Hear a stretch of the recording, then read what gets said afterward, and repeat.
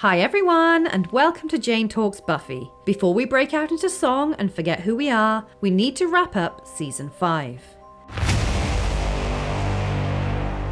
Almost half of our deaths this season were humans. I'm surprised there's anyone left in Sunnydale, and 2 of those deaths were very important characters. Vampires bit the dust pretty hard and we lost 14 demons, most working for Glory. And speaking of, she's our one and only god to go, tying with transformations as we only saw Spike change this season. Combining all the seasons together, humans are still out in front with vampires only 5% behind. And we still have lost a fair whack of demons, whereas the other end of the scale, werewolves, mummies and gods only have 1 death each.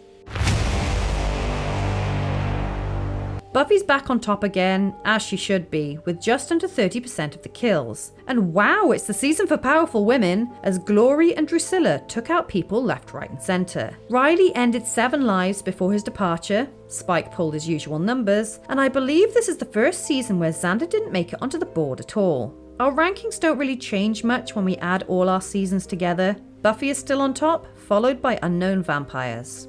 Checking back in with Buffy, almost 3/4 of her kills were vampires and a decent chunk were demons, and she definitively ended 1 human life. When we combined all the seasons together, I need to make an amendment. For some reason, in the Season 2 wrap-up, I missed adding a human onto Buffy's numbers. And while it's widely believed that Spiral is the only time Buffy takes a human life, she actually killed Order of Taraka member Octarus, who it's easy to forget was human. So I'm popping his death in here along with 70% vampires, way to live up to your job title Buffy, 25% demons, and a handful of monsters. Good old Natalie French.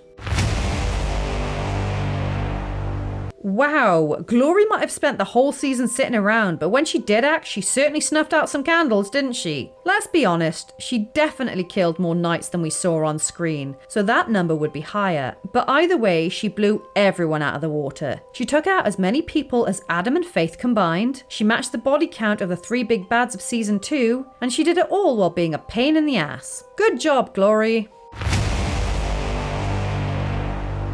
I'm gonna have to say Ben. Giles literally kills him with his bare hands to prevent Glory from ever resurfacing. And that's a serious boss-ass move that, let's face it, needed to be done. And Giles was the one to have the guts to do it.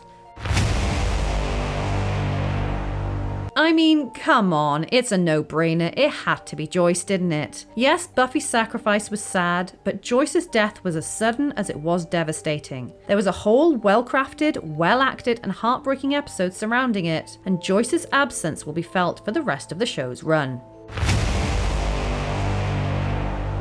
I love Giles, but I'm going to mix it up a bit and put Tara in the top spot for this season. We get some backstory for her in Family. She is the sweetest thing, so loving and caring, so selfless, but still not afraid to speak her mind. And not only does she provide great support to Buffy following Joyce's death, but she still managed to be adorable even when she was out of her mind.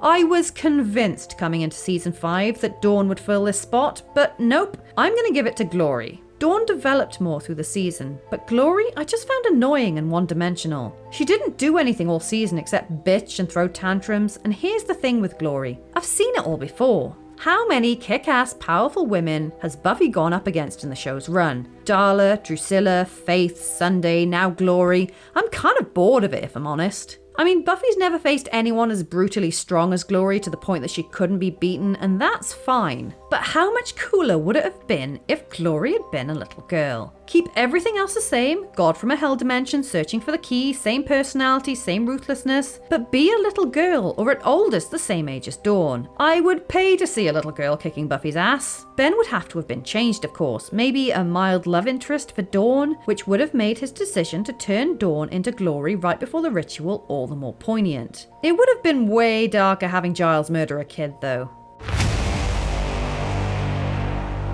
Honestly, I don't have one. Season 5 was just a big mush of Glory, Dawn, key stuff and nothing really stood out. Even Family was largely forgettable except for the end. Yes, the body is iconic, but hits too close to home for me. So for the first time, I don't have a favourite episode.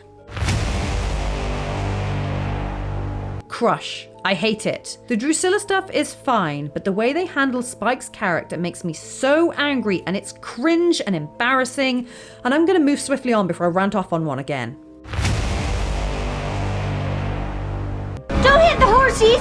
Oh, we won't! Aim for the horsies. I'm gonna have to place season 5 just above season 1. I just don't enjoy it. It's not super memorable as far as individual episodes, the themes hit too close to home, and I find the big bad very annoying, so it doesn't rank highly for me. So there you have it.